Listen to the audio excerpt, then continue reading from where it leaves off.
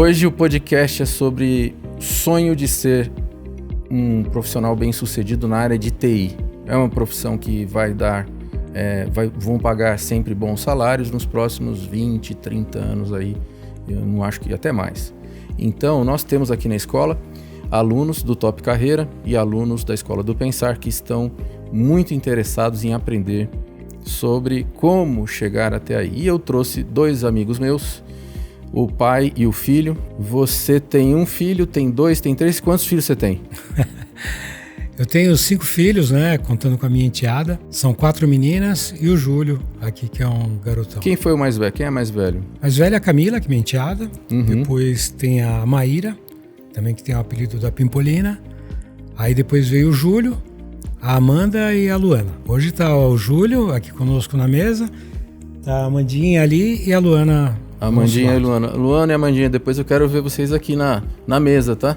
Luana, amanhã, Luana, eu vou ter uma presença de uma jornalista aqui que vai falar sobre cultura, sobre teatro, vão começar aqui a vir alguns artistas, alguns produtores musicais, alguns produtores de teatro, muita gente para visitar aqui, pessoas que já estão nessa lida aí já há algum tempo e que vêm passar experiência para aqueles que querem ingressar no mundo da cultura, né? E o caso do Júlio é o seguinte, sempre gostou de computador, né, Julião? Julião, obrigado. Aí, como é que você se apaixonou por essa área aí da lógica? Boa tarde, pessoal. Obrigado por receber a gente aqui, Gui. E acho que quando eu comecei a gostar... Bom, quando eu era adolescente, eu jogava joguinho de computador, desses de tiro, Counter-Strike, essas coisas assim. E aí tinha alguma conexão com o computador, mas acho que o momento que eu comecei a falar, nossa, lógica de programação e programar e tal é bem legal. Acho que antes da faculdade era bem abstrato para mim o que eu gostaria de fazer. Eu sabia que eu gostava bastante de matemática e gostava bastante de física. Engenharia parecia ser um bom balanço entre essas duas disciplinas. E aí dentro da faculdade foi encontrando o que eu achava mais interessante. Essa determinação sua te levou a caminhos. Hoje ele trabalha, só para poder adiantar, depois você vai chegar lá e vamos contar até o fim ali a tua trajetória. Mas hoje ele trabalha no Facebook, em Londres, e trabalha junto com o time de desenvolvimento do software. E aí nós vamos falar sobre metaverso, um monte de coisa. E fica aí que nós vamos construir esse caminho aí. Nós estamos precisando de 800 mil vagas até 2030. Essa que algumas estatísticas falam. Mas pelo menos 450 mil vagas até o final de 2023. Portanto, está aí.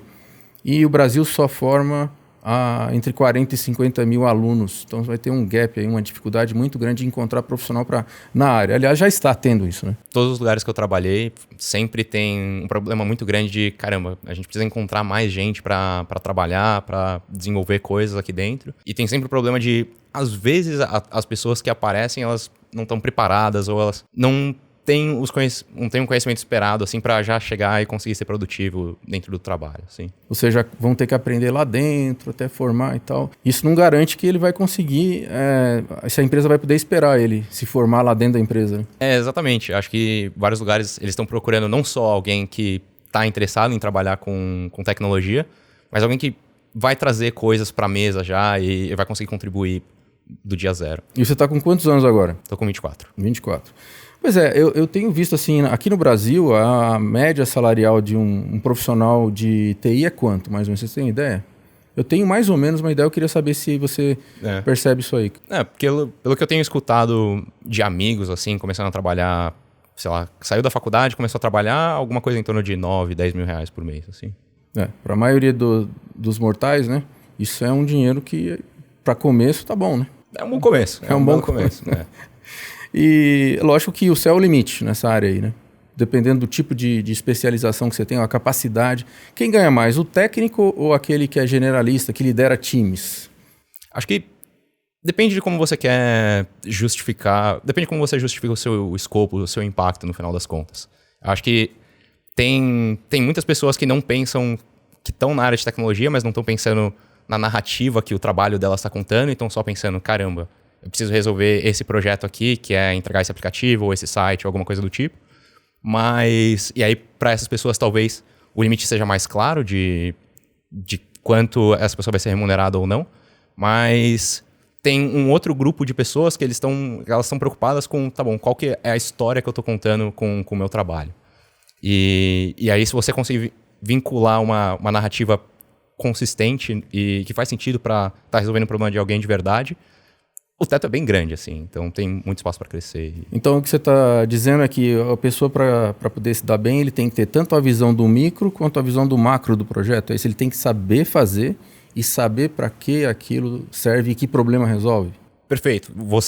Acho que um profissional ser um engenheiro forte, em determinado momento da carreira vai ser um dado, assim, você é um engenheiro que consegue executar o que for pedido ou o que você decidir, mas o mais importante é ter a visão do, tá bom, qual é a história que você está contando, do problema que você está resolvendo, por que é aquele problema, como que você tem a certeza que você está resolvendo o problema certo ou não, se você precisar mudar de estratégia, você sabe coordenar e levar em consideração as coisas que você tem que pensar para trocar de estratégia. Esse é o que vai ganhar mais. E existe aquele que só é um nerdzão, só sabe escrever linha de código. Existe isso também lá dentro? Ou dentro das empresas, necessidade disso? Ou o cara precisa ter uma visão em tudo, ele vai precisar saber do processo? Eu acho que quando... Pelo menos da maneira que eu vejo as coisas hoje, quando pessoas entram na empresa e começam a trabalhar, elas estão mais cruas. É mais esse tipo de, caramba, eu vou executar algumas tarefas e essa pessoa vai receber várias tarefas que vai ter que executar, e é isso, sem trazer mais coisas para a mesa, assim, só consumir. Então, primeiro começa executando, sabendo o que está fazendo. Né? Eu até vou me aproximar aqui e corrigir o foco daquela câmera ali, que eu vou ficar mais assim, que mais confortável. Ayrton, como é que é liderar aí 5 filhos, dando orientação de carreira? Como é que funciona isso aí? Dá trabalho, cara?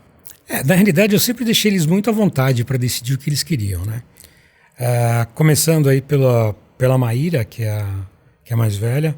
A Maíra, ela resolveu fazer arquitetura, se formou e hoje ela trabalha com eventos. Aí depois veio o Júlio, né? Voltando um pouco, a Amanda sempre soube que quis. A Amanda sempre quis ser psicóloga. Então hoje ela faz faculdade no Mackenzie, né? Uhum. Já está indo para o 2º ano aí. Mas ela sempre soube que queria ser psicóloga. A Luana resolveu recentemente, né? Entrou em artes cênicas na USP também. Pô, que legal, hein? Tem uma grande tendência ela gosta muito de exatas, gosta muito de matemática, mas ela gosta muito de arte também. Então, está fazendo arte. E o Júlio, quando em determinado momento ele falou, olha, eu quero sair do colégio e entrar direto na Poli, né? E ele focou e conseguiu. Então o Júlio também... Eu sempre deixei eles bem à vontade para decidir o que eles queriam. E eu até falei com a Mesmo Luana... porque minha vontade não vale nada, né? A gente tem que falar o que você quer e vamos apoiar, né? O máximo possível. Tem que dar o foco ali. Agora, eu falei com a Luana, né? Falei, a Luana pode ser o que ela quiser. Porque o perfil dela é um perfil de engenharia e tal, né? Agora, eu tenho uma vantagem de ter uma engenheira que trabalha com artes cênicas, é muito grande. Porque aí você vai tirar uma diretora, vai tirar uma produtora, vai tirar uma pessoa que está no business também. Ela pode tocar o business, né? Então, assim, a gente tem que aproveitar o que há de melhor dentro das nossas capacidades e oportunidades, mas lembrando que a gente tem que fazer sempre o que gosta, né? Você está feliz lá onde você está? Eu curto muito, muito. Acho que tem vários dias que eu termino de trabalhar, assim, eu falo, cara, eu não trabalharia com nada diferente hoje, assim. Isso é importante. Para mim é o que basta, né? Eu quero ver meu filho estar fazendo engenharia lá no Mackenzie, ele está curtindo demais, cara. Isso é que o pai quer ver isso, né? Tá? Ele quer ver o filho feliz, bem. Não importa o que ele tivesse escolhido. Podia ser até coisa que eu... Aliás, eu não sei. Eu não me lembro agora de nenhuma profissão que eu não goste. O importante para mim é o seguinte. É o que ele gosta? É o que ele está se sentindo bem? Que aí você não trabalha, né? Comunicação foi o que eu escolhi. Comunicação e psicologia. Então, eu estou feliz. Podia ser também feliz em outros aí, não duvido. Mas a gente não pode experimentar tudo, né? Só se for nas outras encadernações, para quem acredita em encadernação nova. Bom, me fala um pouquinho, lá no início de tudo. Então, quando você definiu, eu quero entrar na Poli, eu quero trabalhar essa área aqui. Como é que estava o seu inglês naquela época lá? Acho que no final do colégio...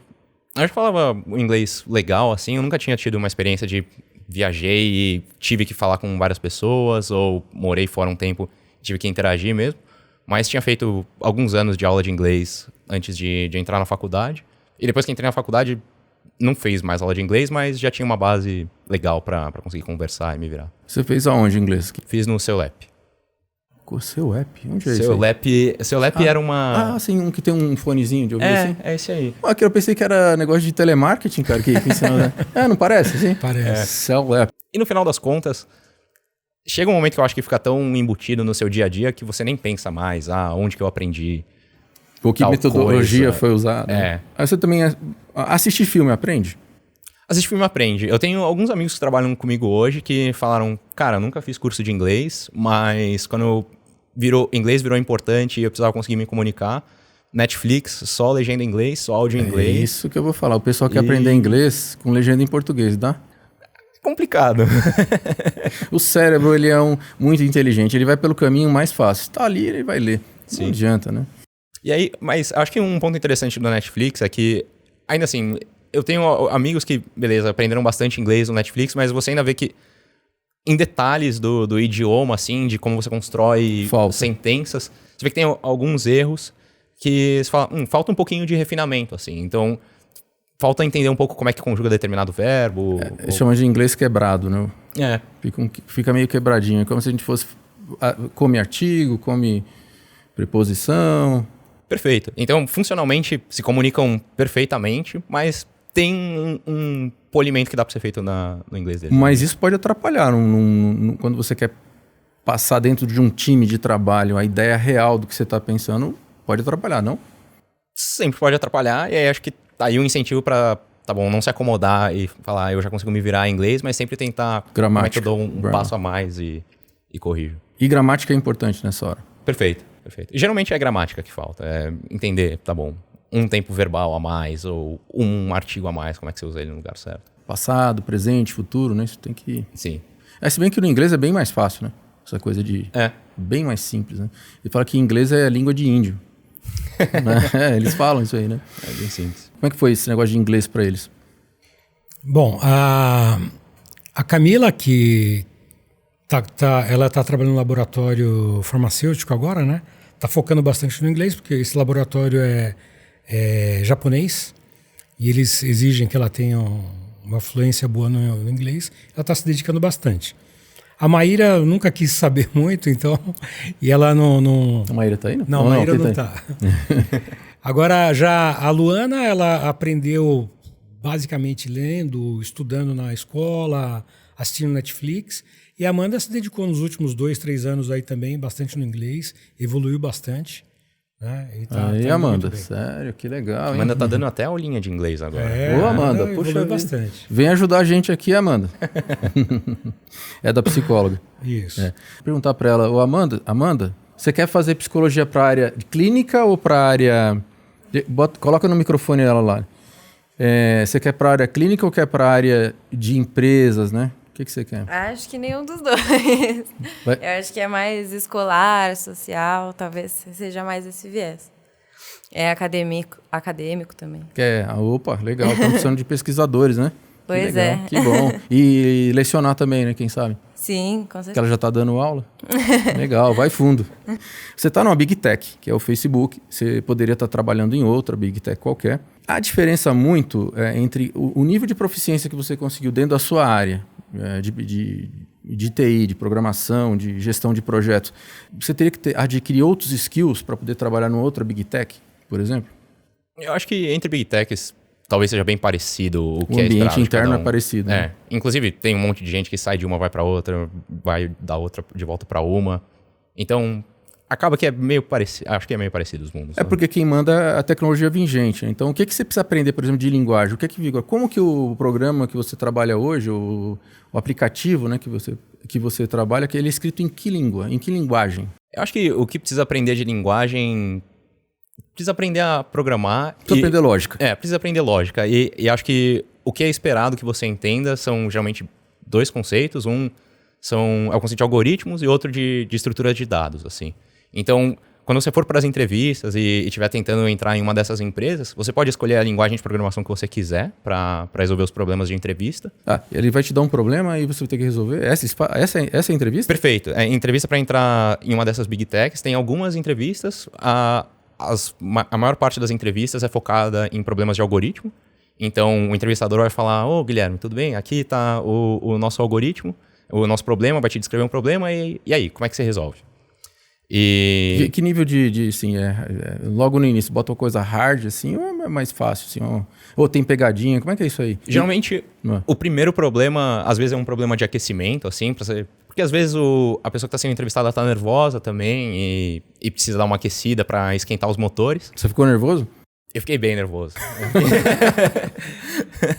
Quando foi essa primeira que você ficou nervoso? Você lembra? Era uma vaga para qual empresa? A primeira entrevista de código que eu fiz foi para fazer um estágio de férias no Facebook mesmo. E eu fiz essa entrevista, acho que eu fiz em 2019. E eu nunca tinha feito uma entrevista de código. Falei, caramba, como é que eu me preparo para isso? Tinha o irmão de um amigo que estava fazendo estágio de férias lá já. Eu virei para ele e falei, Lucas, me ajuda. Qual o estilo de lógica que eles vão querer? Qual o estilo de solução que eles vão querer? Onde que eu treino problemas? Treina uns problemas comigo, me entrevista umas vezes. E acho que o Lucas me entrevistou 20, 30 vezes antes da minha primeira entrevista. Lição, tem que ter sempre um amigo. Sozinho a gente não entra em lugar nenhum, né? Ainda assim, eu acho que o importante é você saber das limitações que você tem e procurar por ajuda. Esses dias, hoje mesmo, acho que eu vi um negócio muito interessante no LinkedIn de uma pessoa que tá fazendo processo seletivo para entrar no Google. E precisava de ajuda para simular. As pessoas escreveram um post no LinkedIn falando, pessoal, não tenho com quem treinar, eu tô despreparado, alguém pode me ajudar a treinar para as entrevistas e tal. E as pessoas reagem aos posts. Você viu a reação de algumas pessoas? Você leu alguma? Eu li. Tinha primeiro um cara que ele oferece cursos e tal, recomendando alguns cursos específicos, mas diversas pessoas que estão trabalhando como engenheiros ou estão no mercado hoje falando, pode me mandar mensagem, vamos conversar, vamos simular uma entrevista e vamos praticar. Top. E isso aí seria com custo ou sem custo, pelo que você entendeu? Que eu entendi, seria sem custo. Legal. Vou te dar um desafio então agora, já que você gosta de desafio, né? Socorro. Se você fosse traduzir para que o nosso internauta que estivesse assistindo agora, simular dentro do conhecimento básico de pessoas ou de problemas aqui, obviamente não dá para falar em algoritmo, mas que tipo de problema, de nível de problema apareceria para poder eu tentar resolver dentro dessa sala? Olha, é um pouco mais... porque é subjetivo, né, essa pergunta. Então, enquanto você bola uma ideia para poder me desafiar, para entender assim, olha, se você entende a lógica de algumas coisas, é mais ou menos por aí, só que pelo conhecimento de matemática e de código, você iria bem nessa entrevista. Você também já trabalhou na área de informática também. Como é que era lá? Aquela é a nossa época, né? Bom, eu entrei no Grupo Abril em 1978. A partir de 1979 eu já comecei a trabalhar com computador. Então era basicamente operação de computador, depois na parte de análise e depois eu me especializei em segurança de dados, né? E aí eu desenvolvi algumas normas, procedimentos que a gente usa até hoje, né? Basicamente a lógica é a mesma, só que o que mudou foi tecnologia. Exato. Linguagens que tinham antes, tem hoje evoluíram, né? Eu trabalhei com COBOL. Ainda tem COBOL, né? Acho que ainda tem. E essas linguagens evoluíram bastante, né? Fortran, será que tem Fortran? Fortran também. Tem C? Não, C não, né? C tem. Tem. Porque C é uma linguagem de baixo nível. Tem aplicações. Tem os compiladores. E essas linguagens evoluíram também bastante, né? Muitas se tornaram visuais. Antes se trabalhava com DOS puro, com ferramentas... Praticamente as sentenças eram matemáticas completamente, não tinha como você fazer uma rotina, por exemplo, você tinha que escrever ela várias vezes, a mesma coisa. Então, assim, acho que não tinha, era diferente, totalmente diferente, mas a lógica continua a mesma. Muita gente me fala, antes da gente fazer aquele desafio lá, muita gente me fala assim, que estão pagando melhor, até já conversei isso com você naquele dia, mas eu queria passar aqui para o nosso internauta. Tem que saber Python, não sei o quê. Tá. É verdade isso aí? Precisa mesmo? Por que as pessoas colocam tanta dificuldade nessa questão de saber assim, não, Python é muito difícil? Eu acho que na primeira parte da pergunta relacionado a determinadas linguagens de programação pagam melhor, eu acho tem um viés grande nesses dados de, tá bom, talvez essa seja uma linguagem muito específica que só existe em determinado tipo de empresa, e essa empresa geralmente paga um salário acima da média já normalmente. Então, tem um viés grande, não é? Tá bom, pessoas que escrevem nessa linguagem aqui recebem mais globalmente, mas geralmente tem esse nicho de empresas que já paga mais para qualquer coisa e usa bastante essa linguagem. Mas por que usa assim? Seria por conta de que tem algumas coisas que ela é mais prática, ou ela tem algum conjunto de aplicativos, de soluções que são melhores do que as outras linguagens? Como é que é isso? Acho que algumas linguagens elas vão surgindo dentro de empresas quando tem a necessidade de resolver um problema que é específico para a empresa, assim. E no limite, o que acontece é que, não sei, de repente a sua empresa é grande o suficiente que não faz sentido você esperar para uma linguagem open source ser desenvolvida e cobrir a funcionalidade que você precisa. E a empresa quer acelerar esse processo para não depender de ninguém. E aí, nesse cenário, acaba construindo uma linguagem que atenda às necessidades dos problemas que eles precisam. Geralmente, é a empresa que quer já partir já para deixar a solução completa sem precisar de usar APIs e outros, essas coisas assim que você mais ou menos... Para algum nicho de problema que eles querem resolver, por exemplo, não sei, compiladores. Então, tem algum problema de compilador dentro dessa empresa que, com as linguagens que estão por aí, eles têm uma dificuldade muito grande de expressar o que eles querem expressar. E aí o nível máximo que você pode conseguir de customização em uma linguagem é você escrever a linguagem e decidir como as coisas podem ser expressas lá. Uhum. E aí, nesse sentido, algumas empresas escrevem umas linguagens de programação que, eventualmente, eles publicam e disponibilizam para todo mundo. Eu tenho alguns amigos que fundaram a Zup Innovation, né, que começou no ano de 2013, 2014, mais ou menos. Eu comecei a trabalhar com eles, eles tinham 19 funcionários, hoje tem 4 mil, mas já foram vendidos para o Banco Itaú por 600 milhões de reais. E hoje tem 4 mil funcionários. Então, cresceu absolutamente rápidos. E eles trabalhavam anteriormente numa empresa também grande, muito bem conceituada, que é a Algar. E eles começaram a perceber que existia mercado para se construir soluções, como o caso da Zup, que resolviam problemas específicos da comunicação entre o banco de dados e o front-end, ou sei lá, a solução do cliente. E o primeiro cliente que eles tiveram naquela época foi um cliente de busca de vendas, né? E eles conseguiram, com a ideia que eles tiveram, realmente diminuir muito o tempo de processamento, com o refinamento de algoritmo e tal. E eles fizeram mais ou menos o início, estou contando bem por alto, o início da Zup foi isso aí, eles tinham o que ninguém tinha. Ainda existe muito mercado para esse tipo de solução? Eu acho que existe, sim. Sempre vai existir? Sempre vai existir. Acho que, no fundo, tecnologia, uma das coisas que te habilita a fazer é automatizar problemas e processos. Melhorar a performance. Então tem um monte de trabalho em vários setores que é repetitivo, toma um monte de tempo, que não precisa ser assim, por definição. E quem tiver ideias de, tá bom, onde que estão esses processos que tomam um monte de tempo e que podem entregar valor para alguém e souber como resolver esses problemas com tecnologia... Mas ele nesse caso, na hora da implementação, não tem que chegar e abrir o cliente para ele enxergar onde que ele encaixa a peça onde ele está adiantando um processo, ou ele vai ter que reescrever partes do que já existe lá, entendeu? Porque a solução, para ela ser boa, ela precisa ser barata e precisa economizar tempo de processamento e também não atrapalhar o fluxo. Tem que trocar a roda do carro com o carro rodando, né? Dentro de uma outra empresa. Isso é uma solução que, obviamente, demanda que o cara entenda muito bem o problema do cliente. Como foi construído. Eu acho que no fundo, o jeito que eu vejo uma solução é boa ou não, é se ela está resolvendo um problema de verdade. Como ela vai ficar mais rápida, como ela vai ficar mais barata, você resolve eventualmente. Mas se você estiver resolvendo o problema errado, aí pode não valer de nada ela ficar mais rápida ou mais barata, se for. O Júlio participou de um projeto aí de machine learning durante o período que ele estava na Alemanha. Interessante, talvez ele pudesse falar um pouquinho aí. Vamos perguntar disso aí, mas pode dar uma palhinha aí. Sobre leitura labial, né? Conta um pouquinho pra gente. O que é que, por exemplo, isso aí vem a solucionar? Essa ideia de desenvolver esses algoritmos para poder fazer leitura labial. Quais são as aplicações mais imediatas que o mundo se beneficiaria?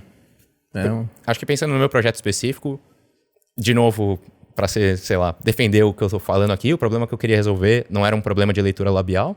O que eu queria resolver era um paciente na UTI que tinha acabado de fazer algum procedimento que estava com dificuldade de falar ou estava com dificuldade de se comunicar e precisava pedir coisas como, preciso ir ao banheiro, quero comida, quero falar com meu advogado. E tentava se comunicar ineficientemente com uma enfermeira dentro desse quarto de hospital. Então, esse era o problema que eu estava olhando. Eu quero melhorar a comunicação desse paciente. E aí... Mas é um nicho muito humano, muito interessante essa solução, mas ela tem uma aplicação de resultado mais humano e menos econômico, né? E das grandes possibilidades de solucionar problemas, o que seria isso, por exemplo? Com leitura labial, especificamente? O impairing, Sim, eu acho que coisas interessantes que podem ser feitas também com leitura labial é pegar um histórico de gravações, vídeos, filmes antigos, que de repente você perdeu o áudio ou comprometeu parte do áudio do vídeo, mas você consegue capturar os lábios das pessoas falando na cena. E aí você consegue transcrever aquilo automaticamente e de repente vários vídeos que, caramba, você nunca conseguiria saber o que está acontecendo ali de fato, agora é possível você recuperar parte daquele conteúdo, né? Solução de crimes, surveillance, né? Quer dizer, isso seriam as aplicações mais óbvias, né? Também, né? Conseguir quebrar alguns segredos de pessoas que estão cometendo algum crime. Depois eu vou falar que eu ia falar sobre essa parte aí, que eu queria perguntar o seguinte: nós estamos em perigo? Essa pergunta pela inteligência artificial e pela toda essa quantidade de novas tecnologias que vêm para facilitar, mas elas também vêm para vigiar. Se nós estamos em perigo... Então, acho que a primeira parte, sei lá, nós estamos em perigo dado a inteligência artificial. Eu não acho que estamos. Acho que o que a gente consegue fazer com inteligência artificial hoje é meio limitado, assim. Então, geralmente são problemas com escopo bem definido e tem esse tipo de saída, esse tipo de... organizar o seu álbum de fotos, que como o Google faz, né? Tipo, organizar o seu álbum de fotos, tipo, falar que animais estão presentes em uma imagem, quais são as pessoas que estão nessa foto aqui. Essas coisas são bem específicas, assim, e são bem distantes de falar que a gente consegue uma máquina pensante que faz coisas por aí e pensa por si só. Nós não precisamos temer agora, pelo menos por enquanto, nos próximos anos, estamos seguros. Entre aspas.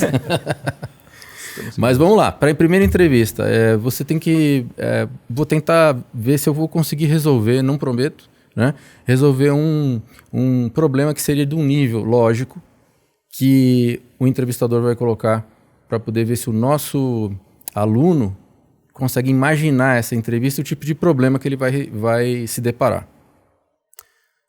Tá bom. Então, um possível problema de entrevista é você vai receber uma palavra, que o tamanho dela pode ser arbitrário, e aí você quer dizer se essa palavra é um palíndromo. Palíndromo é uma palavra que espelhada é a mesma palavra. Só que, adicionalmente, você não quer só dizer se a palavra que você recebeu originalmente é um palíndromo, mas dado que você pode remover um certo número de letras dessa palavra, você consegue formar um palíndromo com ela ou não? Eu entendi o palíndromo. Então, né? Um exemplo de palíndromo é Ana. Então, Ana, se você lê de um lado ou de trás para frente, você vai ler Ana sempre ao mesmo tempo. O palíndromo tem que ser a mesma coisa de um lado e do outro, ou pode ter dois sentidos diferentes? Tem que ser a mesma coisa de um lado ou do outro. Tá. Ana, tá. Então, e aí, vamos supor que agora você adicionou uma letra a mais e chamou de Lana. Lana não é um palíndromo, mas se você puder remover uma letra, se você puder remover o L, aí você consegue formar Ana, e Ana é um palíndromo.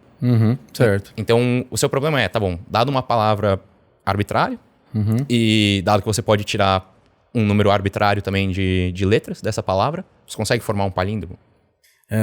Bicho, é pesada a coisa, hein? Descobriu? Quanto tempo você tem para fazer isso?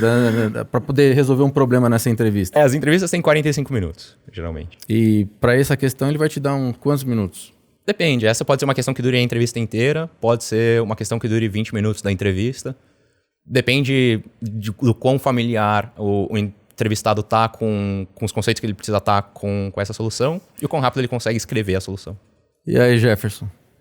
Nosso engenheiro de áudio aí, você acha que você conseguiria entrar numa dessa aí? Vamos ver, porque você gosta dessas charadinhas aí, né? Você é engenheiro também, né? Olha, eu gosto bastante de desenvolver coisas, né? Pensar em tecnologia. Mais perto do fone. Mas pensar na criação de um palíndromo dadas as circunstâncias, Ainda que 45 minutos seja um bom tempo, você tem ali toda uma questão emocional para lidar que acaba dificultando. Mas quando a gente fala, pensando agora no meu caso, em pressão... Sob pressão de tempo. Eu vim de competições automotivas. Então, assim, constantemente pressão. Então, por exemplo, você está ali numa competição de Stock Car, ou seja, qual seja a fórmula, e você tem um acidente. Você tem poucos minutos para reformar o carro inteiro em condições seguras do piloto voltar para a pista e não ser prejudicado na volta. É um então, tipo assim, de prova. isso é pressão, né? Mas essa é quem já está empregado. Eu quero saber um que está buscando uma vaga, né, cara? Então, assim, eu acho que, assim, olhando por uma ótica de entrevistador... ainda que o funcionário, né, a pretensão de funcionário não alcance, o candidato, né, não alcance o objetivo, eu olharia como ele lidou com aquilo. Então, assim, poxa, ele não alcançou, mas como foi esse caminho? Nesse caminho, se eu pegar esse funcionário e trabalhar, esse candidato, né, e trabalhar nele, eu vou conseguir que ele faça mais do que o esperado? Isso é legal, isso que ele falou. É muito bom, cara. Obrigadão. Olha, ele que ele falou é o que eu sempre me preocupo. Eu não estou preocupado se ele conseguiu, mas como que ele tentou e se ele teve expansão, se ele teve condição de olhar aquele problema. Porque na pressão você não consegue muita coisa. Mas e no dia a dia? Você acha que eles estão querendo olhar a maneira como você tentou abordar o problema também, além da solução? Quer dizer, o cara perde e não faz, não consegue terminar. Mas ele falou, mas mesmo assim a gente vai contratar. Existe isso? Acho que tem alguns pontos nisso, né? Um deles é que se a pessoa não resolver o problema, vai ser muito difícil dela ser contratada. Porque alguma outra pessoa que vai ser entrevistada vai resolver. Uhum. Então, e aí, se você eventualmente tiver 2 pessoas em uma vaga e aí uma resolveu o problema e a outra não, muito provavelmente aqui resolver o problema vai ser a pessoa que vai ser contratada. E dito isso, acho que ainda assim, tá bom, se você não conseguiu resolver ele de cara, na entrevista, geralmente o entrevistador ele tá trabalhando com você para simular essa experiência de, caramba, a gente tá junto aqui. Então, o entrevistador te dá dicas e ele tenta te orientar. É 1 a 1. É 1 a 1. Legal. E ele tenta, se tá difícil para você, ele tenta pelo menos te dar pistas e te orientar na direção da solução do problema. E é outro sinal também que eles conseguem extrair, que é, se você não foi capaz de captar essas pistas e ainda assim chegar na solução, tá bom, outro sinal que pode não estar a seu favor na conclusão deles, né? É que eu me lembrei também que eu estava trabalhando uma vez numa empresa de telemarketing. E nós estávamos assistindo uma palestra do pessoal que trabalhava no Google. O pessoal disse que eles têm lá o perfil da vaga e o perfil da pessoa. E eles fazem a curva 80-20. Mas eles vão contratar 80 dentro daquela margem, aqueles que estão dentro daquela previsão deles ali. Mas você tem também uma hora que eles pegam, e a cada tantas contratações daquelas vagas, eles pegam os extremos. Aquele que não seria contratado e aquele que seria ou estaria acima ou high qualify, né? Tem muito skill, a pessoa está acima do que eles estão querendo e estariam fora e eles mesmo assim contratam. Porque eles querem saber o seguinte, se eles estão acertando ou não. Então é uma forma de calibrar a percepção deles. Se por acaso eles contratarem alguém que eles não contratariam e essa pessoa dá certo, acende uma luz na cabeça deles. Opa, vamos ver o que está acontecendo e vamos investigar melhor. Então eles fazem isso com percentuais. Eu acho interessante essa situação, né? Sim, eu acho que isso pode levar a diversas consequências de como você ajusta o processo seletivo para responder essas coisas. Acho que uma das coisas tá bom, essa pessoa foi mal na entrevista, mas qual foi o tipo de problema que ela recebeu? Será que é um problema que faz mesmo sentido cobrar nesse momento de entrevista e tal? Será que não é nada muito específico? Acho que a conclusão imediata que pode vir de uma dessas análises é a gente tem que revisitar a nossa lista de problemas que a gente pergunta em entrevistas e calibrar para a gente melhorar o processo, né? Sim. Perfeito. Inclusive, eu até falei para você sabe que a Luana, ela tem um tipo, como eu já falei, de engenheiro, então ela aprenderia e passaria também facilmente em alguma questão de lógica. Então, ela não teria problema com a lógica. Agora, e a questão da preparação emocional para essas entrevistas? Quer dizer, assim, eu sei que vai ter um nervoso, normal, como você falou, mas será que tem algum segredo para trabalhar essa questão? Eu, pelo menos, tenho algumas sugestões, mas o que você acha? Ou você acha que você tem que lidar com isso, procurar se expor a isso para ver se diminui o problema? Acho que você tem que procurar se expor a isso e quanto mais situações que você se estressar, você for exposto, mais fácil vai ser para você aceitar a próxima situação. Mas acho que a melhor coisa sempre é a única coisa que você consegue controlar antes da entrevista é o quanto você está se preparando para ela. Já que essa é a única coisa que você consegue controlar, se prepara o máximo que você pode para a entrevista. E não tem outra coisa que você pode fazer. Talvez você possa pensar em coisas para te acalmar e tal, mas... Eu procuro pensar sempre assim.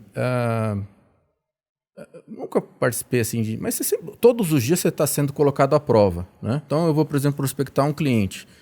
E a primeira coisa que eu noto é o seguinte: eu vou fazer o meu melhor, né? Eu procuro colocar isso na minha cabeça. Mas também, se por acaso não der certo, algo de bom eu extraí dali, eu conheci, eu aprendi algo novo. Então eu não coloco todas as minhas expectativas em cima daquela única solução que é agradar ninguém ou conseguir vender, né? No caso, me vender ou qualquer coisa assim. Eu acho que isso tem me ajudado. Não sei se ajudaria alguém, mas quem está ouvindo a gente, quem sabe... O Júlio participou de alguns outros processos seletivos e também não foi aprovado, né? Eu acho que isso serviu de experiência. Ele pode até contar um pouquinho como é que foi. A gente só conta o sucesso, mas o fracasso, né? Mas antes disso, que eu queria também, já que tocamos nisso aí, vamos fazer uma recapitulação aqui. Você é um cara disciplinado. Isso aí teu pai disse, né? Para mim, eu pude constatar isso. Você falou assim, eu quero tal coisa. E aí você eliminava da sua trajetória aquilo que podia roubar muito seu tempo para poder focar. Quando você resolve falar assim, eu vou passar na Poli. Pô, Poli é um negócio que você tem que estudar mesmo, não tem jeito, né? Tem que entender tudo que acontece lá. E você vai ter que fazer contenção, porque você vai perder alguma coisa. Você perdeu muito horas de social, provavelmente, teve que deixar de sair com amigos e tudo mais. Como é que você faz para focar num resultado? Porque isso é muito importante, tanto para mim quanto para as pessoas que estão nos ouvindo, saber como que se adquire disciplina, se existe algum segredo. Acho pensando no exemplo específico de entrar na faculdade. Então, antes de entrar na faculdade, eu joguei basquete bastante tempo. Eu jogava basquete de base no Paulistano. E daí, quando eu tava com 17 anos, era caramba, eu treino todos os dias da semana, tem academia e treino de quadra, jogo nos finais de semana. Mas o que eu quero mesmo, eu quero entrar na faculdade que eu escolher. E eu não acho que o basquete tá me ajudando nesse momento para isso. Então, a história que eu quero contar daqui a um ano é a história de, caramba, o que eu fiz para entrar na faculdade. O basquete não tem nenhum cenário que eu vejo que ele vai contribuir para essa história. Então eu vou cortar ele fora. Eu vejo uns amigos saindo bastante durante o último ano no colegial e tal, com outras preocupações. Nenhuma dessas coisas vai ser nada que vai me ajudar a contar essa história que eu quero contar. Então eu vou cortar essas histórias também. E é claro, você perde essa parte social que tá rolando com os amigos, você perdi o basquete, que era um negócio que eu fiz desde sempre e tal. Mas, ao mesmo tempo, tá bom, eu tô tendo a certeza que eu consigo alocar o meu tempo nas coisas que importam pra mim pra contribuir pra essa história que eu quero contar. E eu quero contar essa história porque eu acho que eu vou me divertir no processo. Então... Cara, então, peraí. Então você não é um técnico você é um escritor de histórias, né? Porque é um storytelling. Você fica... A tua vida, né? Então, assim, eu quero escrever um livro, pô, eu quero compor aqui esse personagem. Isso é muito interessante, essa técnica aí, viu? Que história eu quero contar daqui a um ano? Então, para escrever essa história, eu vou ter que colocar os personagens certos. Interessante isso aí. Eu acho que você acha que, então, você está me dizendo assim, que a visão de médio e longo prazo e você enxergar-se em cenários, porque você deve pensar com imagens, né? É fundamental para você poder manter o foco. Eu acho que... É só isso? E fazer e consegue? Eu estou dizendo assim, ou tem mais coisa? Não, acho que para mim, coisas que são importantes são... Uma é... Eu ligo pro final da história. O final da história é alguma coisa que eu acho que vai me trazer satisfação, eu vou ficar feliz, eu vou me divertir no meio do processo e tal. E tá bom, então essa é a primeira coisa. Logo na sequência vem, tá, se eu quero contar esse final, o que precisa estar lá? E aí, depois disso é um contrato, você com você mesmo, de caramba, você quer chegar lá porque você liga pro final da história, você sabe que é assim que é a história que você quer contar, então respeita as suas ideias no meio do caminho. E você falou um negócio que eu gostei muito também. Vou me divertir no meio do caminho. Porque tem gente que faz escolha, eu vou sofrer agora, eu vou me lascar agora para chegar. Quer dizer, dá para escolher um caminho e ser e procurar ver o que há de fã naquele, de legal, de... É isso também? Sem dúvida, sem dúvida. E eu acho que gostar do caminho faz parte de pensar num final que faz sentido pra você, assim. Porque se nem o final fizer sentido pra você, no final das contas, provavelmente o caminho nunca vai contribuir pro final que você quer ter. Mas se o final faz sentido, provavelmente as etapas da história, o cenário, os personagens que fazem parte dela, que levam pra aquele final, eles vão ser alguma coisa que vão te deixar satisfeito. Estão alinhadas de alguma maneira com o que você quer alcançar. Mas as pessoas que vêm perguntar para mim, como uma pessoa que está orientando ali carreira, vem dizer assim, mas eu não consigo deixar aquilo que eu tenho que é bom também. Então, assim, parece que não conseguem se desapegar entre o bom e o bom. Como é que você sente muito o que você perde para poder focar em alguma coisa? Por exemplo, você perdeu o basquete, você perdeu todo... Como é que é o teu sentimento em relação à perda, em relação a isso? É triste.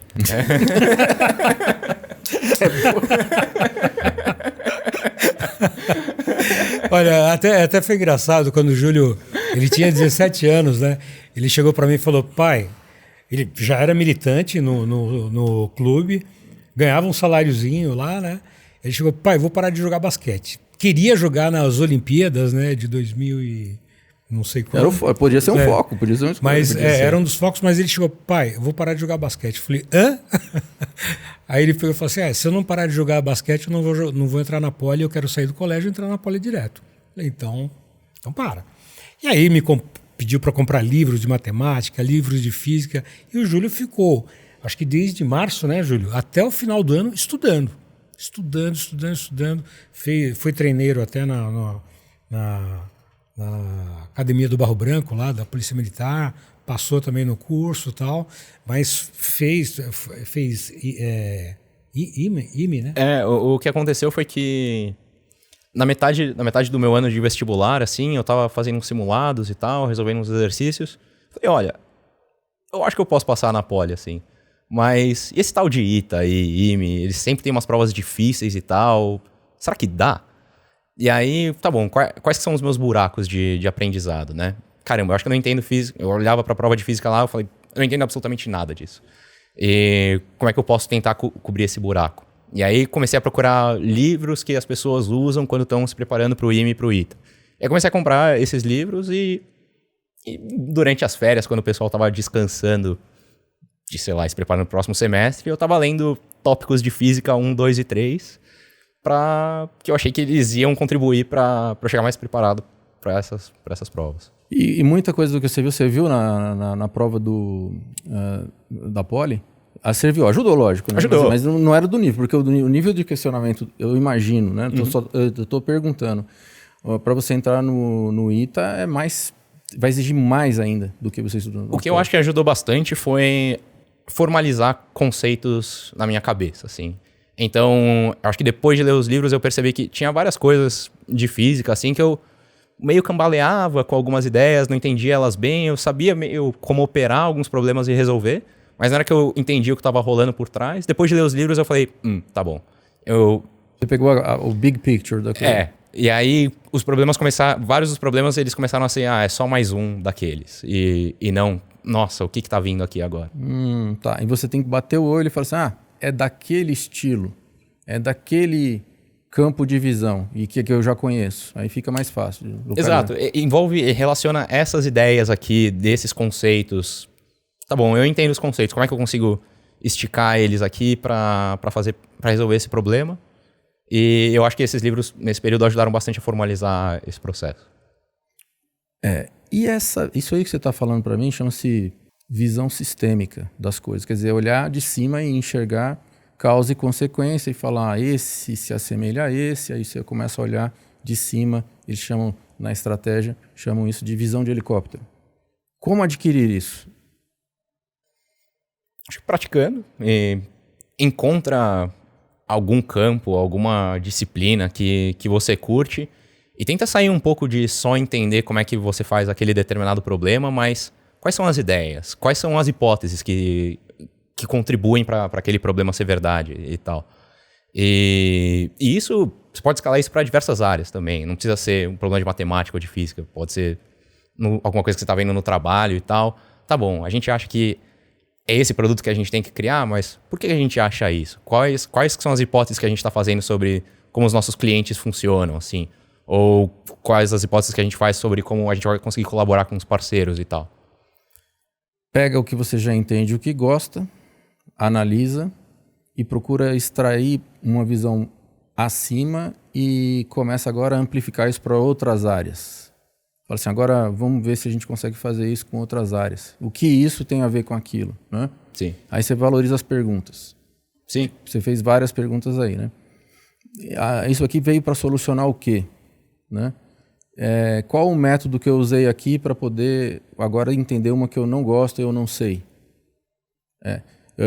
Se eu quero chegar até ser um contratado de uma Big Tech, as pessoas que conseguiram, o que elas fizeram? Que livro elas leram? É isso que você está falando? Sim. E você vai atrás dessas informações. Exatamente.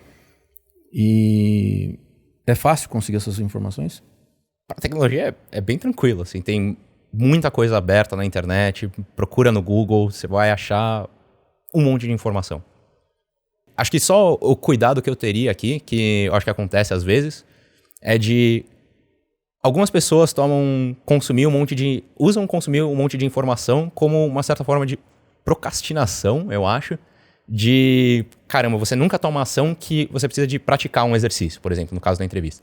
O que você precisa não é ler um monte de livros. O que vai contribuir de fato é você praticar várias questões. De resolução de problemas reais. Exato, para estar preparado para o que vai acontecer na entrevista. Mas às vezes as pessoas ficam tão nessa de eu preciso de mais conteúdo, eu preciso de mais conteúdo, preciso de mais conteúdo antes de tentar resolver algum problema, que aquilo acaba virando procrastinação para alguma coisa. Ou procrastinação de adiar ou colocar desculpas meio que inconscientes para não ter que se deparar com... E outra coisa, o que você está fazendo? Eu estou me preparando. E preparando é gerúndio, né? Então nunca vai ficar pronto. Se você quiser ficar a vida inteira só se preparando, né? E fantástico, essa visão aí de você procurar objetivar. Mas vamos lá, vamos recapitular. Então nós viemos aqui para descobrir o segredo, né, de alguém que chega lá, que é o Júlio. Eu falei sobre disciplina. Aí ele vem e fala, ok, disciplina é visão da história, do que eu quero contar daqui a um ano. Enquanto isso, eu vou me divertir na busca e vai ficar mais legal a minha história se eu usar isso aqui como uma maneira de diversão, para não esperar o tempo passar rápido. Essa foi a primeira coisa que ele falou, certo? Depois, em relação a buscar informação relevante, aquilo que assim, o que é que tenho que entender agora? Quais são os meus gaps? Quais são o que eu não sei ainda? Por que eu não sei? Né? Então, quem já passou por isso? Como é que fez para entender? Aí você foi buscar informação e viu que livros que eles leram, que coisas que eles fizeram para poder entender aquilo. Beleza. E agora nós terminamos também com mais uma dica. Cuidado para não ficar absorvendo tudo de informação para não virar aquilo uma espécie de desculpa para poder ficar adiando a solução. Né? Só isso? Eu acho que isso dá uma boa visão. Dá uma boa visão. É o começo, né? O que você acha aí? Tem mais coisa aí que tá... Tem mais coisa. Eu acho que assim, isso quando ele chegou na Europa, já que já estava com outros problemas de encontrar, por exemplo, um emprego, um trabalho, além de estudar, né? Mas como é que ele chegou lá na Europa? Né? Como é que ele fez? Como é que ele planejou isso? Planejou a ida dele para lá. E isso que acho que é uma coisa que ele podia contar bastante para a gente. Uma coisa que você falou que também está inserido aí é que você tinha um networking de pessoas que você conhecia, que facilitariam em algum momento ou outro alguma das suas... de você chegar onde você queria. E como é que você construía essas relações para poder dizer assim, olha, quem sabe indo por aqui, tal pessoa pedindo ajuda aqui, ali, naquela tal pessoa, isso também faz parte do planejamento? Do storytelling, né? Eu não vou dizer que fez parte do meu planejamento. Foi muito bom que aconteceu, mas aconteceu mais espontaneamente. E as pessoas que me ajudaram bastante quando eu fiz intercâmbio e fiquei 2 anos morando na Alemanha. E eu tava pensando, como que eu vou chegar lá e o que eu preciso fazer? Tiveram algumas coisas no processo e as pessoas que mais me ajudaram nesse processo, muitas delas elas estavam relacionadas com o basquete na faculdade. Então, e quando eu entrei na faculdade, o que aconteceu foi, sempre joguei basquete, vou continuar jogando basquete na faculdade. Connecting the dots, como falou Steve Jobs, né? Sim. E aí bom, no dia de recepção e tal, não era que aquele era o meu primeiro dia, tinham 10 anos de jogar basquete todos os dias pra trás, e então acabei que era, sei lá, corria um pouco mais que os outros calouros. Aí o pessoal que já era do time falou, se você quiser começar a treinar com a gente, de terça e quinta à noite, lá no centro de esportes da USP. Sim, aqui ainda, né? Tá. Fala, pode vir, você é bem-vindo. E aí, por correr um pouquinho mais que alguns amigos, as pessoas começaram a abraçar. Quer dizer, não pode ser aquele cara que vem só atrapalhar o jogo, né? Tem que ajudar, né? Não, hoje em dia, o que o pessoal fala lá no time é que as pessoas que entram bem pro time, ou elas jogam bem, ou elas são divertidas. E acho que nesse sentido aí, talvez eu tenha entrado pro jogo bem, talvez não seja tão divertido assim. Nessa hora tá o nosso internauta olhando, eu não jogo bem e não sou divertido. O que fazer? Tô ferrado. Um dos dois vou ter que aprender a ser, né? Isso aí é... Agora, e financeiramente? Você tem que ter ajuda de pessoas? Como é que quem se agradeceria? Que nomes que você teria que fazer? Lógico que você tem que fazer, mas assim, sozinho, dá pro cara encarar assim ou tem que ter ajuda? Perfeito. Eu tentei encarar sozinho no começo, então mais ou menos 1 ano e meio antes de ir pro intercâmbio, eu falei, tá bom, o número que eu preciso é esse aqui, vamos lá. E aí eu fiz algumas contas e tal, eu falei, tá bom, se eu continuar no estágio que eu tô e continuar dando as aulas particulares que eu tô dando, e lá na frente eu ganhar essa bolsa USP, que é uma bolsa de intercâmbio lá da faculdade, acho que a conta fecha, vamos lá. Vai estar apertado, mas fecha. Vai estar no número ali, na risca. Porque é caro, muito caro, tudo lá. É caro. E o que era caro pra mim, quando eu fui pra Alemanha na época, você precisava mostrar que você tinha 9 mil euros, mais ou menos, na sua conta. 9 mil dá quanto hoje em reais? Hoje dá uns... bastante. 100 uns mil? 54 mil reais. Não. Assim. Quanto que tá? 60, quase 60 mil. E... Tem que economizar. Tem que economizar. Mas você saiu economizando durante quanto tempo pra poder juntar uma grana e tal? E aí eu comecei a fazer estágio 1 ano e meio antes do intercâmbio. Eu falei, tá bom, 1 ano e meio antes do intercâmbio, fazendo estágio, dando um monte de aula particular e ganhando uma bolsa lá no final, acho que essa conta vai fechar. Aí aconteceu que chegou 4 meses antes do intercâmbio, saiu o resultado da bolsa e eu não tinha ganhado. Eu falei, legal. Via CAPES, esses bolsas que vêm daqui? Não, essa era uma bolsa financiada pela Universidade de São Paulo mesmo, e não por outras instituições. Falei, tá bom, preciso de alternativas agora, o que eu vou fazer? E aí eu sabia que tinha alguns amigos fazendo freelancer de site, e eu falei, tá, se eu aprender a fazer site amanhã e começar a fazer freelas pra ontem, talvez eu consiga juntar dinheiro mais rápido do que com o meu estágio e dando aula particular. Então, eu vou sair do meu estágio agora, vou falar pro meu chefe e vou começar a fazer isso. Pra poder conseguir economizar mais um tempo e ficar mais tempo pra tentar outra vez. Não, pra tentar juntar dinheiro mais rápido. Tá. E eu achei, a minha hipótese era, se eu começar a fazer freela ao invés de fazer estágio, eu vou conseguir juntar dinheiro mais rápido. Isso aqui no Brasil? Aqui no Brasil. Aí, chego lá no escritório, falo, chefe, preciso falar com você, a gente senta lá na sala de reunião, falo, olha, o que acontece é o seguinte, eu achei que ia ganhar essa bolsa pra ir pro intercâmbio, eu não ganhei. E eu quero fazer, acho que eu vou fazer freela de site pra tentar juntar esse dinheiro mais rápido e tal, porque senão o intercâmbio não vai acontecer. E aí ele falou, seu único problema é financeiro. Eu falei, é só financeiro, você não tem nenhum problema com a empresa. Eu falei, não tem nenhum problema com a empresa. Então me dá o final de semana pra pensar. Eu falei, tá bom, pega o final de semana pra pensar. Aí isso foi na quinta, na terça-feira ele fala, Júlio, vem aqui, vamos conversar. Aí a gente senta na mesa e ele fala, cara, acho que eu resolvi os seus problemas. Eu falei, como assim? Acabei de te falar que eu tava pra trás e tal. Ele falou, então, o lance é o seguinte. Você vai continuar aqui na empresa até o final do seu estágio. Quando o seu estágio acabar, a gente vai te pagar mais 4 salários. E sem nenhuma contrapartida, você não precisa voltar pra cá quando você acabar o seu intercâmbio. É investimento em você e na sua educação. E a outra metade do que você precisa, tem uma amiga minha agora, que ela tá abrindo a startup dela. Ela já vendeu o produto dela pra algumas pessoas e tal. Mas ela ainda não tem um produto, então ela tá fazendo muita coisa manual, e como você falou que você queria fazer alguma coisa de site e tal, é mais ou menos disso que ela precisa. Falei de você pra ela, ela pode contratar. A única coisa que eu quero é que você não saia daqui pra ir trabalhar pra ela, mas que você continue nos 2 lugares até você ir embora. Como é o nome dele para mandar um abraço para ele, hein? Só o nome, só o primeiro nome. Gustavo, um abraço para você. Qual é a empresa dele, Júlio? Aí pode falar o nome da empresa, que aí vai todo mundo lá, velho. Falou, eu sou amigo do Júlio.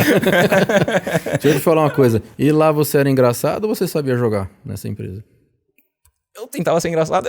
Eu acho que eu sabia. Eu gosto de acreditar que eu sabia jogar um pouco. Eu sabia trabalhar ali, contribuía alguma coisa. Porque o cara não ia fazer isso pra quem não era engraçado e nem sabia jogar.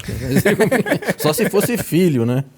Aí seria pai, o padrinho, né? Pra fazer um negócio assim, né? Bom, aí do meu lado, só como é que eu recebi essa notícia, né?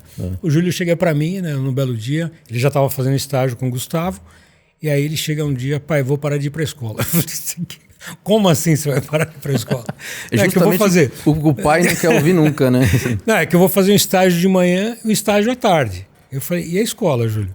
Eu falei assim, não, eu vou estudar em casa e vou fazer as provas. Então, assim eu ganho tempo de locomoção. Ele comprou uma scooterzinha também para poder continuar dando aula, circulando e tal. Aí eu falei, tá bom, você acha que vai dar certo esse plano, né? Ele falou, eu acho que dá. Eu falei, então a gente até brincava em casa, né, com as meninas, falava assim, é o Július, né? Ele tem 2 empregos. É o pai do Cris. Aí trabalhou o pai do... Todo mundo odeia o Cris. É isso mesmo. E ele faz essas contas, ele fazendo, vou fazer assim. Aquilo é muito legal, aquele programa. Aí você perdeu mais uma vez algumas coisas que tinha, né? Sono, talvez, nessa hora, porque você teve que trabalhar 2 períodos, né? Bom, aí fiz essa entrevista com essa outra pessoa, e ela me contratou. Fez o site dela? Contribuí lá pro site dela, e aí a rotina era, sei lá, começava às 7 no escritório do Gustavo, ficava lá até 1h30, aí entrava no outro estágio 1h30, 2h, e ficava até umas 8h30. E aí quando dava, eu tentava encaixar umas aulinhas particulares no final do dia ali, que às vezes saía cedo do trabalho. Tem horário hoje aqui, 11 da noite. Eu não tô fazendo nada. Não tô fazendo nada. E lá você já fazia essas aulas particulares, você já fazia via vídeo ou você ia... Era presencial. Presencial ainda, né? Na época, que foi muitos anos atrás. Antes de tudo isso. Antes da mudança do mundo. Que ano foi? 19 anos. Eu tinha 20, 21 anos, eu acho. Foi 2017, 2018? Foi por aí. Foi 2018. Eu fui pra Alemanha em 2018. O mundo era muito diferente naquela época. Naquela época. Era o antigo normal, né? O antigo normal. E hoje, depois da pandemia, você acha que evoluiu muito a mentalidade, a produtividade trabalhando à distância? Porque antes ninguém queria, né, trabalhar à distância. Eu acho que uma coisa interessante que trabalhar à distância faz é que é mais fácil focar na execução de alguma coisa específica, assim. Então, se você já tem as suas tarefas bem definidas e você sabe mais ou menos o que você precisa fazer, legal. Acho que você consegue trabalhar de casa sem problemas e focar, você não vai ter muito poucas distrações e você vai conseguir executar bem as coisas. Agora, eu acho que você perde coisas de só trabalhar remoto, que você perde aquela interação mais natural com outras pessoas. De repente a gente tá discutindo alguma coisa no almoço e fala, Gui, cara, é verdade isso aí. Vamos discutir isso aqui, e acaba o almoço, vai numa sala de reunião e mata a charada. Isso falta, porque assim, essas reuniões que não custam muito, que estão no café, ou estão assim, onde acontecem, colidem-se as ideias, né? E às vezes na reunião não dá tempo para fazer isso. Sim, porque a reunião muitas vezes ela tem uma agenda fechada, tem coisas que você quer cobrir, não tem muito espaço para ficar divagando e só jogando conversa fora às vezes.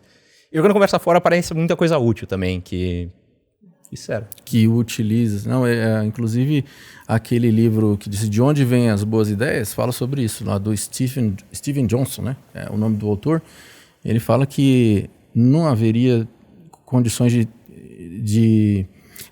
depois da Revolução Francesa, no renascimento da arte, foi exatamente por conta dos cafés. Os cafés tiveram grande parte naquelas ideias. Se bem que há quem diga o seguinte, que nem todas as revoluções serviram de maneira a ajudar todo mundo, né?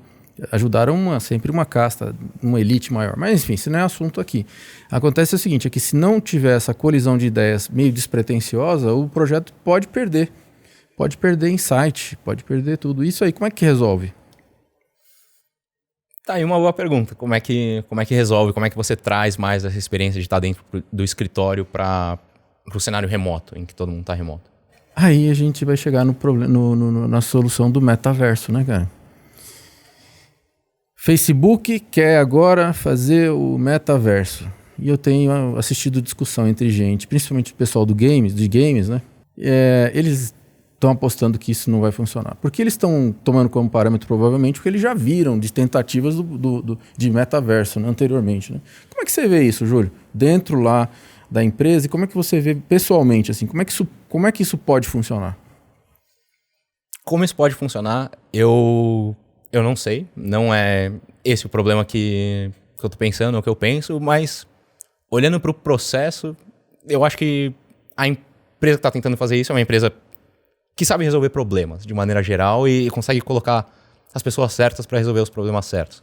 Uma das coisas que eles estão reclamando é sobre o desconforto de usar aquela parafernália. Isso aí está sempre conectado com alguns gadgets assim que eu não vejo muito problema, porque está ficando cada vez menores as coisas, menos invasivo, né? Eu não sei se é esse bem o problema, mas eles falam também sobre a capacidade computacional para poder manter isso atrativo. Você vê isso aí como problema nos próximos anos? Ou? Sem dúvida são problemas e são desafios que tem pelo caminho, mas, de novo, eu acho que, tá bom, o problema é que toma muito espaço o dispositivo na cabeça de alguém, ou que não dá para ter muita computação no dispositivo em si. Beleza. Como a gente resolve? Vamos resolver isso, né? Então a tua visão sempre é otimista em relação a esses desafios aí. Agora, quais seriam as vantagens de você fazer uma imersão real, no mundo real, nesses ambientes? Aí volta o Café de Paris? Como assim o Café de Paris? Dentro do metaverso, vai voltar essa interação mais livre, mais a troca de ideias? Será que isso não resolveria provavelmente esse problema? Ou no pub na Inglaterra? Aí eu não sei, porque porque o copo e o líquido vão ter que estar, né? Possivelmente. Pode acontecer que esse seja um problema bem resolvido lá dentro. Que lá as interações das ideias será mais livre. Isso aí pode acontecer, né? Pode acontecer. Agora, e a questão de se a pessoa vai... E se ela gostar de ficar só lá, hein? Dentro do metaverso? Isso aí poderia dar problema? Teria que ter uma interação real em algum momento, alguma coisa? Como é que ficaria isso, né? Um problema também a se resolver, né? Que você vai dizer, né? Um problema a se resolver, Muito bom. Eu estou acreditando que as pessoas que estão nos ouvindo são interessadas também em traduzir o sonho delas em um script e ainda se divertir fazendo isso, né? Quais são os próximos passos? Qual é a história que você ainda quer escrever, né? Você pode dar uma palhinha pra gente assim? Acho que a história que eu tô focando nesse exato momento agora é uma coisa que eu escutei de um professor da faculdade. Veio de uma coisa que eu escutei de um professor na faculdade. O que ele falou pra mim tinha sido: Júlio, eu acho que o profissional que você tem que se tornar é o cara da breja. Eu falei, o que é o cara da breja? O cara da breja é o cara que tá lá no escritório, no final do dia e tal, você fala, pô, vamos tomar uma breja? Vamos tomar uma breja. Mas é esse cara também que você vai lembrar quando você quiser trabalhar em algum projeto, resolver algum problema e tal, porque é uma pessoa agradável de estar por perto e... Tem uns skills que valem a pena você... E você vai ter contexto no que essa pessoa sabe fazer. Tá bom, o que vai ser interessante se eu souber fazer? E o que eu quero sentir também como profissional é que eu quero que as pessoas lembrem de mim quando elas tiverem um problema que elas querem resolver. Não quero que seja nada específico, o cara que mais entende de computadores, ou o cara que mais entende de serviços de nuvem, ou qualquer coisa assim. Eu quero que seja, eu tenho um problema, acho que o Júlio pode me ajudar aqui. Então, se eu conseguir alinhar isso com, eu tenho um problema, o Júlio pode me ajudar, e o Júlio é o cara da breja, eu acho que eu vou me envolver com várias coisas interessantes, ou as pessoas pelo menos vão lembrar de mim para trabalhar com várias coisas interessantes. Então, o que você está dizendo para mim ou para a gente é o seguinte, o próximo passo agora é interação com pessoas e networking real que você pretende investir. E para poder trabalhar troca de ideias, crescimento e também estar em evidência, ou tentar estar disponível para resolver os problemas das pessoas.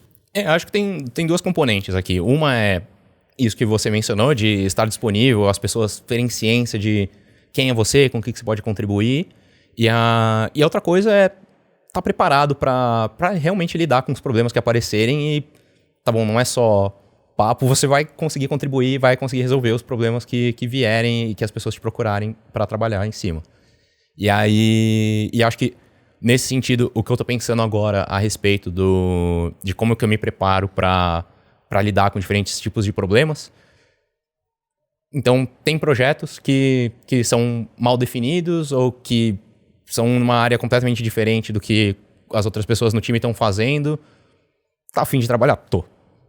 Vamos. Ninguém sabe? Ótimo. Melhor ainda, porque coloca mais complexidades no caminho, tem mais coisas que eu vou ter que descobrir sozinho, não sozinho, mas perguntando para outras pessoas ou lendo mais e tentando entender o que está acontecendo ali.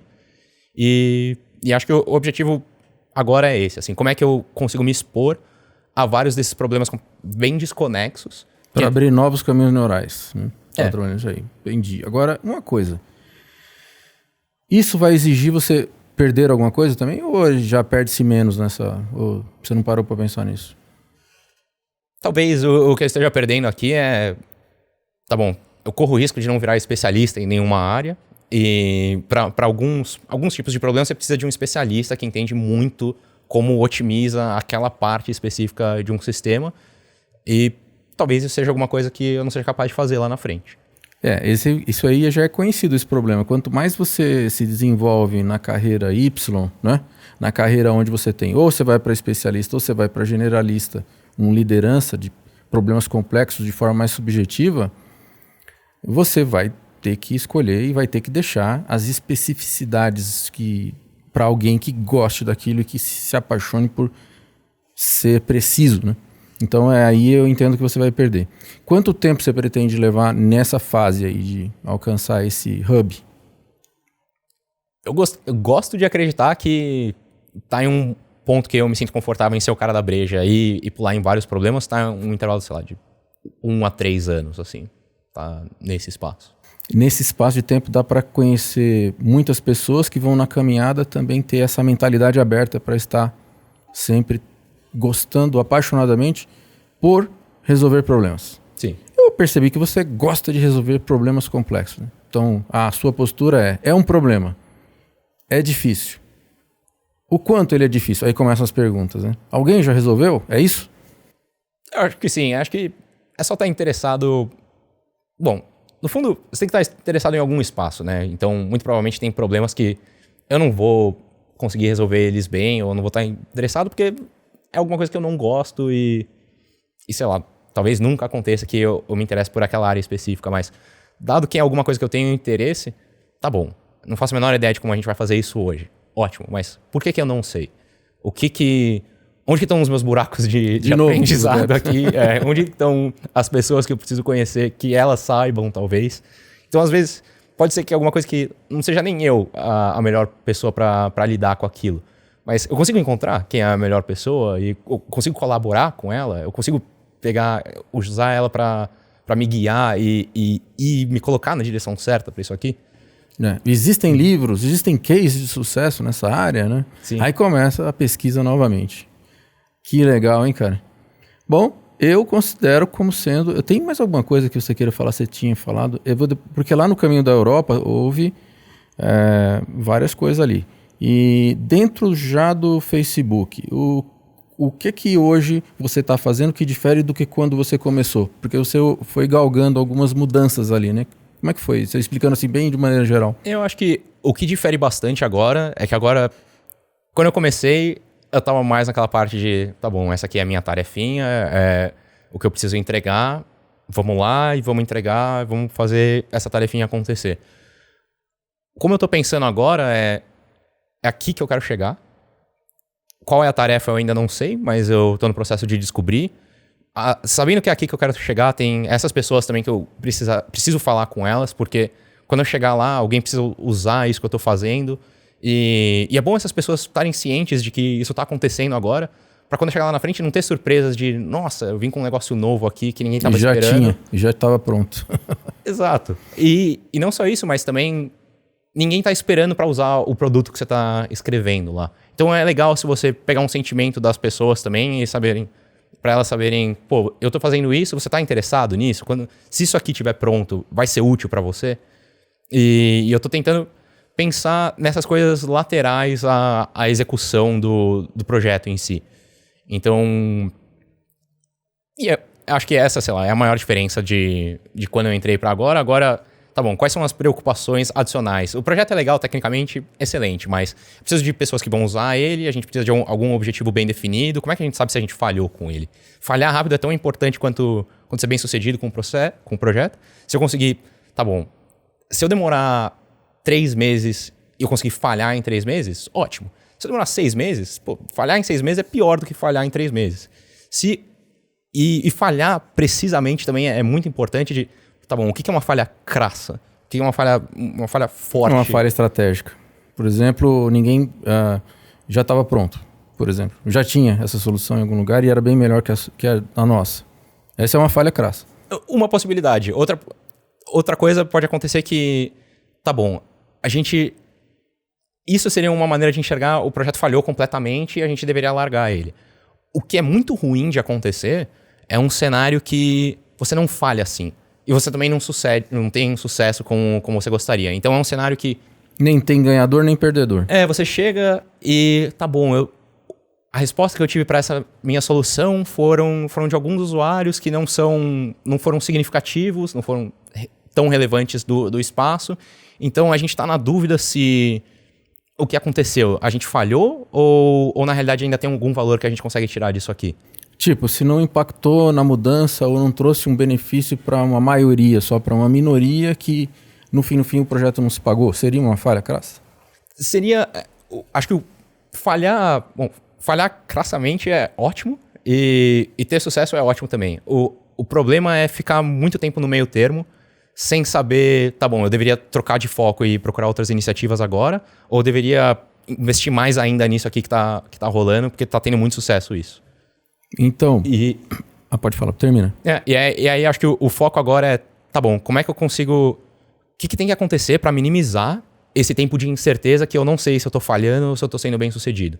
Porque esse é o pior cenário que eu tô perdendo tempo ali. Isso é muito... Isso aí eu digo para você que pode ser fatal para uma pessoa dentro de uma organização, né? Os outros colegas que também chegaram onde você chega, eles valorizam como você valoriza o fracasso, eles também valorizam esse fracasso? Ou eles têm... Como é que é lidar? Porque nas empresas que a gente conversa, essas crenças do não falhar, do esconder-se atrás do erro, isso atrapalha muito a pessoa. Como é que é lá entre os seus pares? Acho que entre os meus colegas, de novo, a preocupação é... Falhar o mais rápido possível. O mais rápido possível. Tem várias ideias, tem uma infinidade de boas ideias que podem ser executadas. Se você explicar coisas que fazem sentido, as pessoas vão falar, Gui, faz sentido, toca isso e vê o que acontece.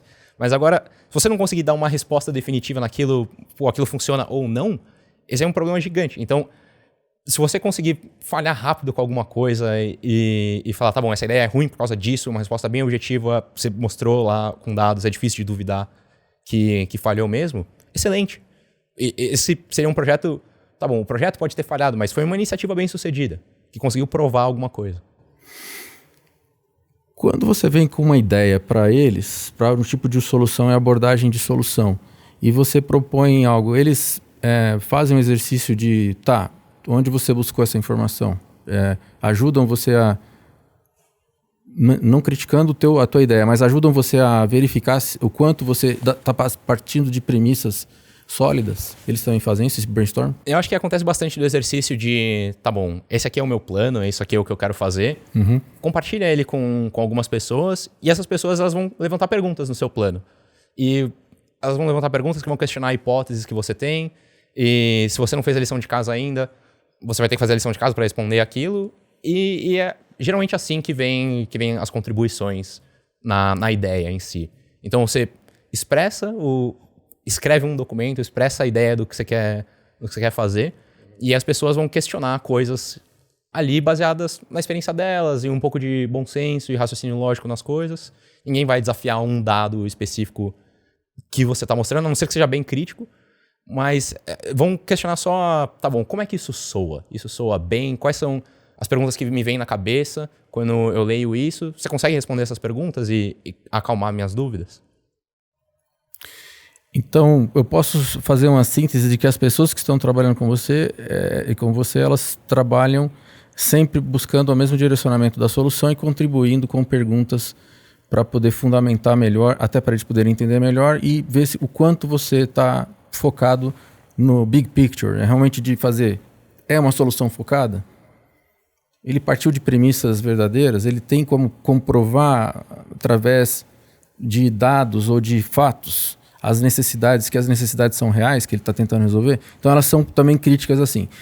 Nas empresas aqui no Brasil, nós ainda temos algumas pessoas que obviamente não podem ganhar muito, porque se ganhassem muito, teriam que pensar na solução do problema, mas que elas reclamam muito, reclamam demais, sempre colocando a culpa no outro. Ah, não deu certo porque fulano não me entregou aqui. Ah, não sei o que, não sei o que. Acontece isso nas grandes corporações? Isso acho que pode acontecer em qualquer lugar, assim. Mas... Não é comum, não é tão comum. O que eu vejo ser bastante incentivado, assim, é que, no fundo, vocês, nós somos os donos da nossa carreira e do que a gente faz.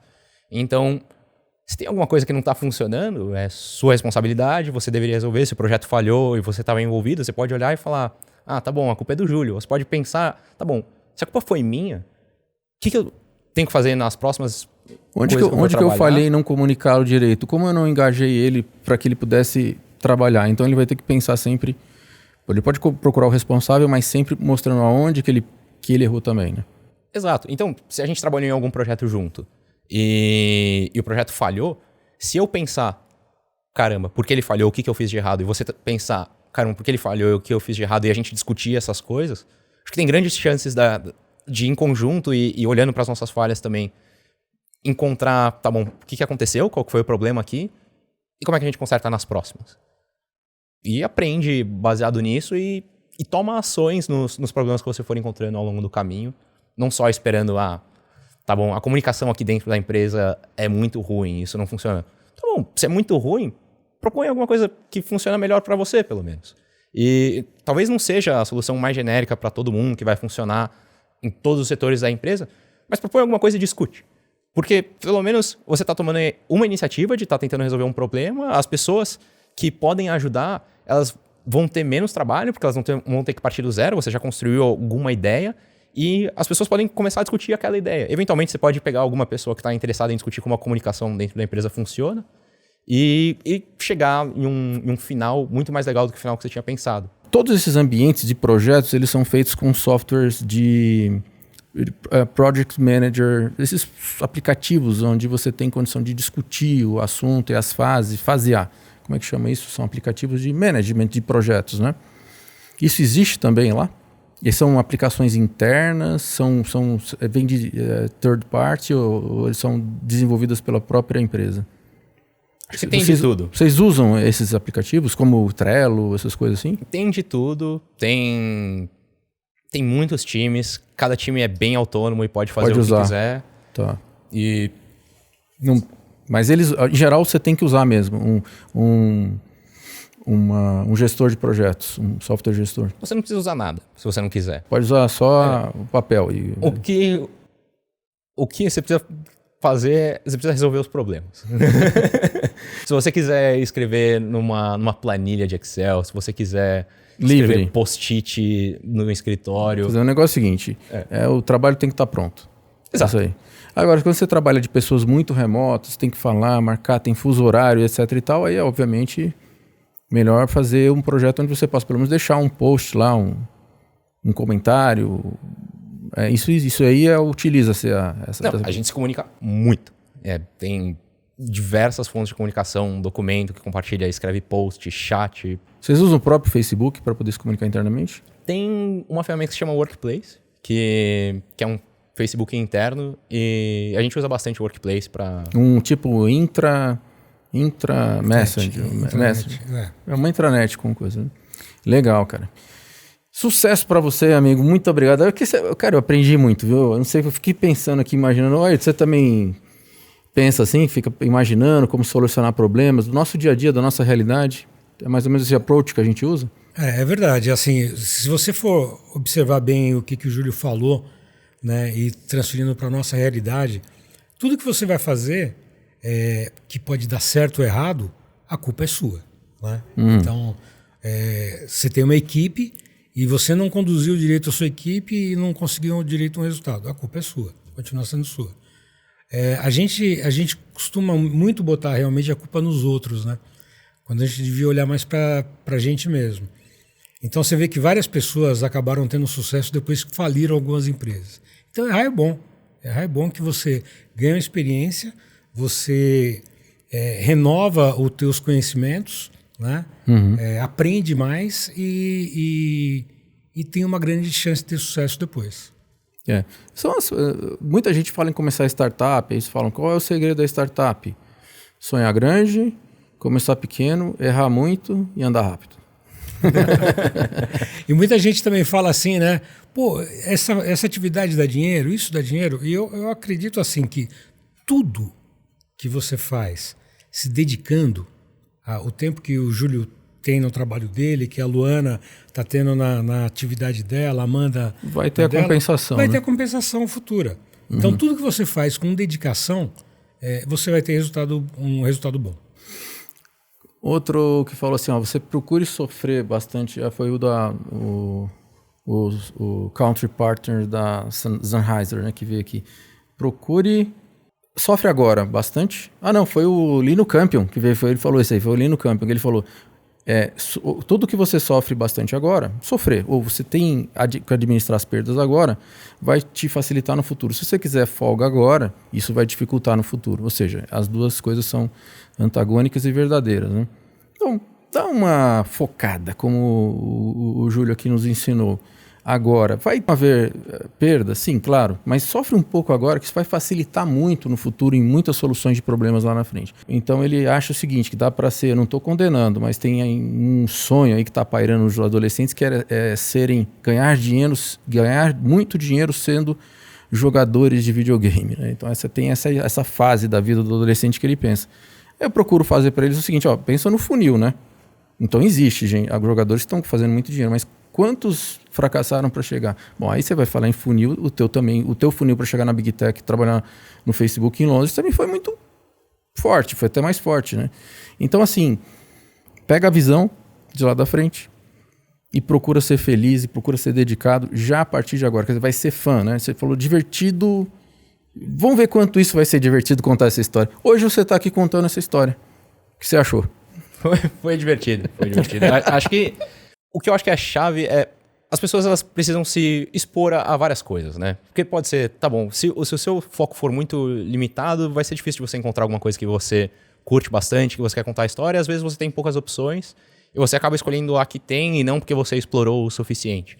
Então, se uma pessoa cogitou algumas coisas, algumas alternativas e eventualmente falou, não, eu quero virar jogador profissional de e-games, vai pra cima e investe nisso, se é o que você está acreditando agora, e seja objetivo no o que é ter sucesso nisso e o que não é. Evite o meio do caminho, como a gente discutiu, e por aí vai. E acho que pegando numa ideia adicional nisso, que é... Tá bom, você pode... Se o universo de coisas que você gostar for bem limitado, tem um número limitado de coisas que você pode fazer. Então, se você só for feliz fazendo uma coisa bem específica, grande chance que você não vai ser muito feliz em boa parte do caminho. Assim. Ele vai ficar limitado com as vários obstáculos apenas de um caminho, né? Ele pode encontrar também, que você está me dizendo o seguinte, que lá na frente ele pode encontrar obstáculos que ele fala, opa, eu vou passar para esse que eu também gosto. Então, gostar de mais coisas.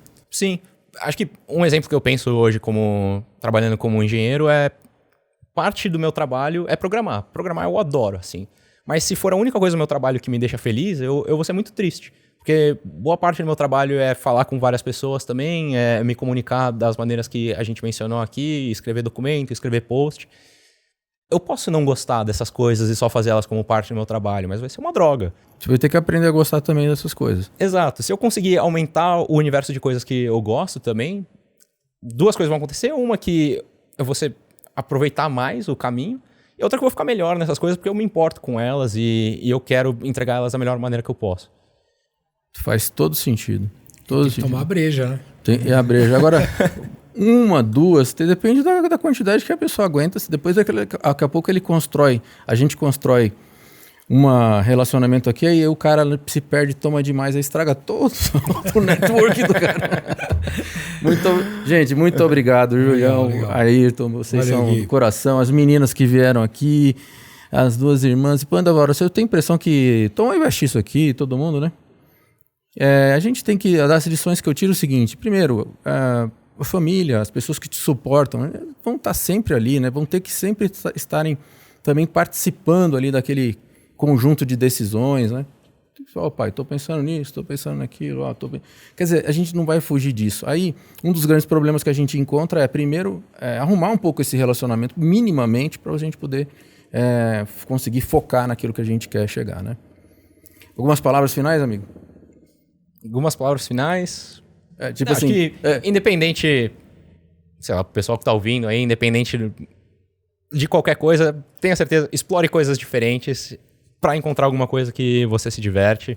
Quando você encontrou alguma coisa que você se diverte, abraça e vai pra cima.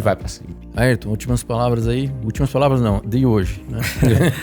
Gui, agradeço aí a recepção com a minha família. Foi muito gostoso, o bate-papo sempre gostoso, e eu acabo conhecendo mais meu filho ainda. Você falou uma coisa, conhecer os filhos, conhecer os amigos. Essa pergunta que eu fiz hoje para ele, como é que chega lá? Faz tempo que eu quero fazer, né? Uhum. Eu não sabia que ele respondia assim tão estruturadamente, né? Mas eu pensava que devia ser. Eu espero que tenha servido para você que está assistindo aí. Fica ligado no canal Podmakers, o programa Top Carreira. Se inscreve, compartilha com os outros, e todos os dias nós vamos procurar estar trazendo aqui assuntos novos sobre como chegar ao lugar que você almeja dentro da carreira, principalmente os adolescentes aí do Top Carreira. Um abraço para vocês.